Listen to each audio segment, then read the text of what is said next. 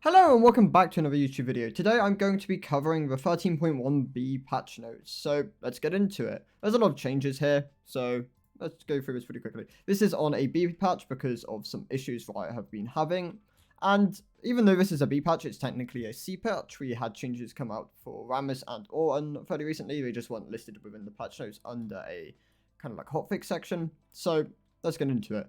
Gangplank is losing some AD growth and some that bonus damage on critical strikes by 5%. This is mainly to nerf him before the ADC changes come out, so he doesn't become too strong. Gangplank is already in a pretty strong position at the moment. If the ADC changes are too much for him, I expect he'll get nerfed again, but overall this is to make sure he doesn't go overboard. Heimerdinger is gaining some AP ratio on his W, was losing a bit of the flat damage across 10 across all ranks. His Q is also gaining some AP ratio scaling based on level. But the turret's also losing a bit of health. This is to make it easier to kill the turret in the early game, so support Heimerdinger isn't as strong. Kassadin is gaining actually a fairly small nerf. His cooldown on his E is going from 21 to 13 to 21 to 17. This actually probably won't nerf him hard enough, I imagine, and they'll probably have to swing again. It's only a 4-second nerf later on in the game. Although this is big, Kassadin actually has it where as people cast, it reduces cast spells, it reduces this cooldown by 1 second. So this isn't actually 17 seconds, it's something lower. Combined with the fact that he'll have some CDR, this won't do as much as people expect it will. So this is a very minor nerf. Kindred is losing some Q base damage. It's going down by 10. Kindred is someone who is also going to benefit from the ADC changes. This is a fairly minimal nerf. It will tag her, definitely, but she'll probably end up stronger after the ADC changes anyway. And she'll probably end up getting nerfed because, well, Kindred is really strong at the moment. One of the top 5 junglers, definitely. Lilia is having some passive AP scaling buffs by 0.3%. This will definitely help her burn down high health targets.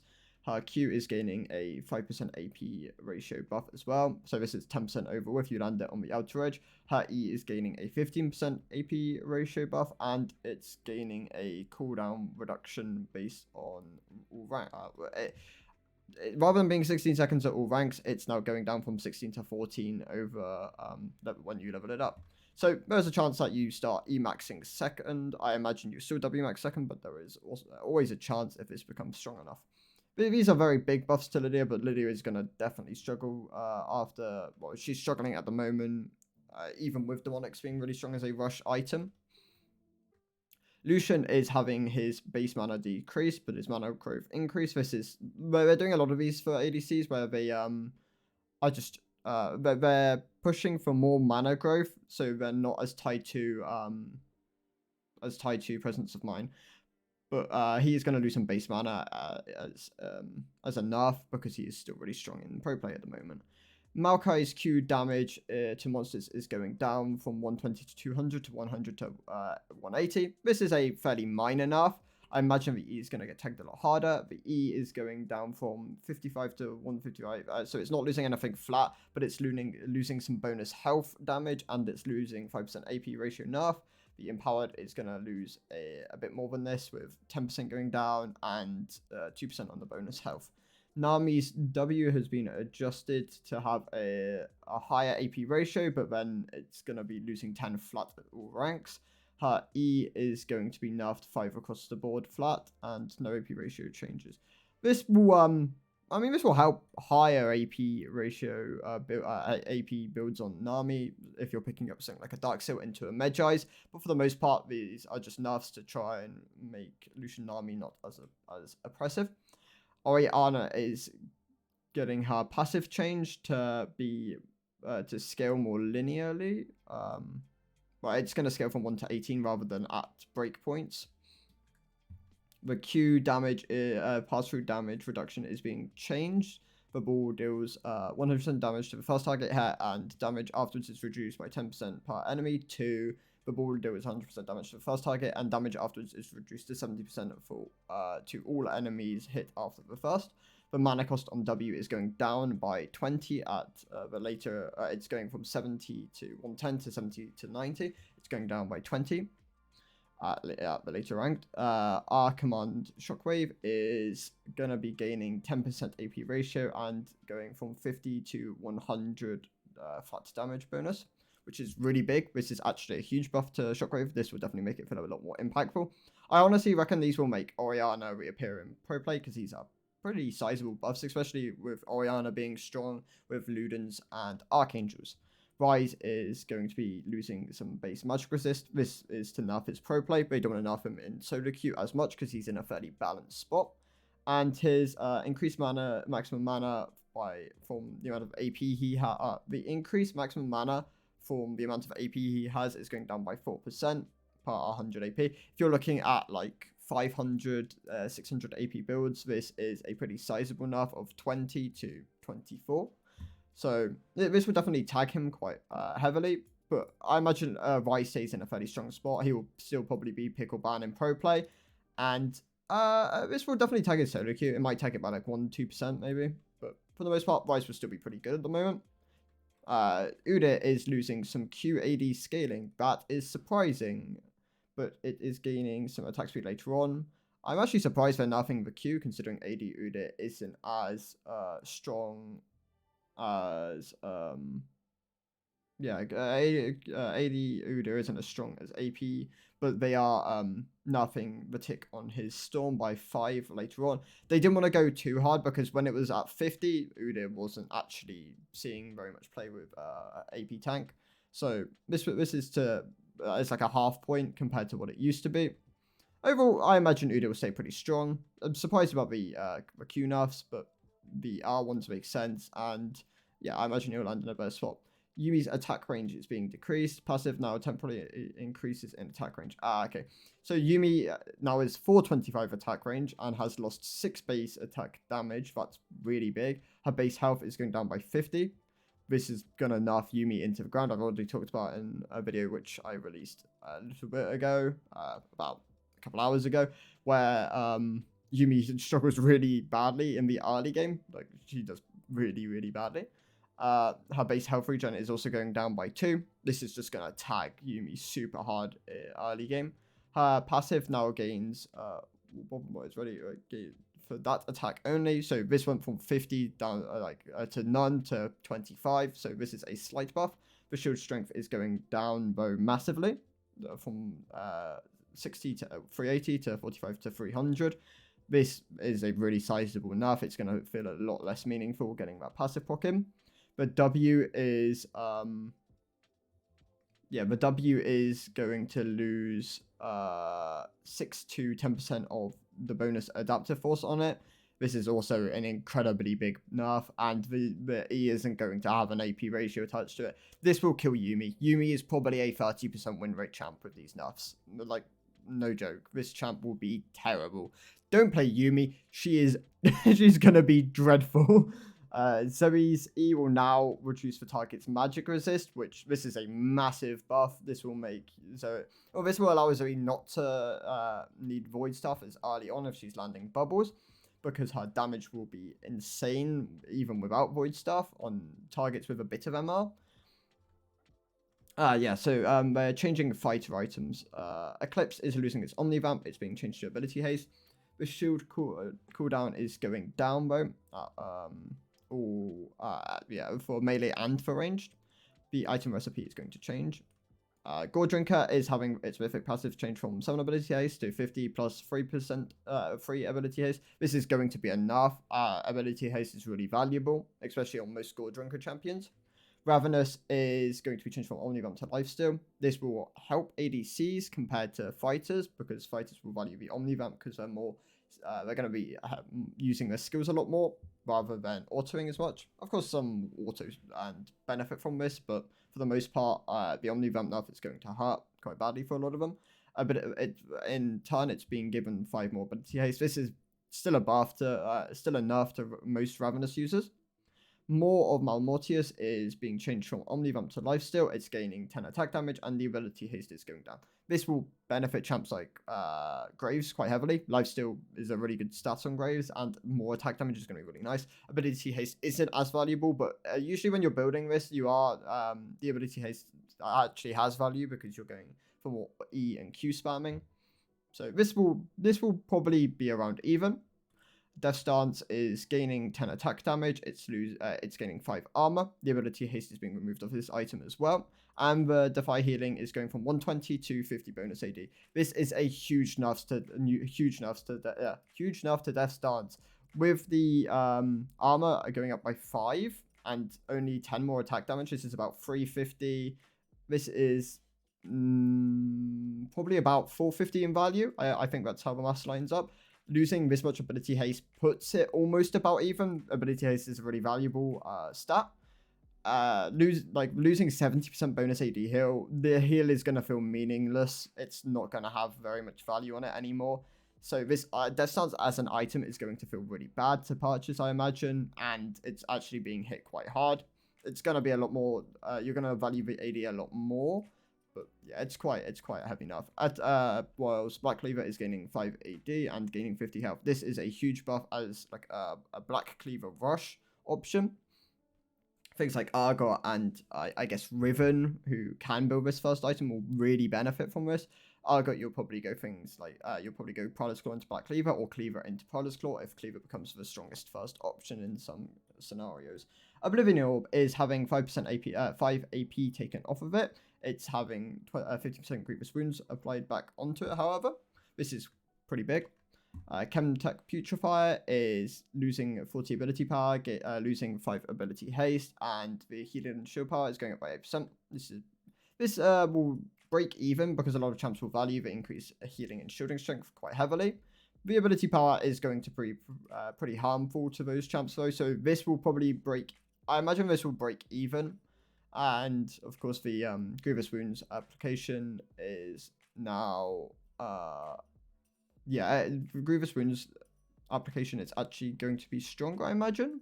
Now, because it's on any damage application, note the ability to rely has been removed. This will probably be enough then to this item because it no longer applies on allies, which is what kind of the idea of this item was for.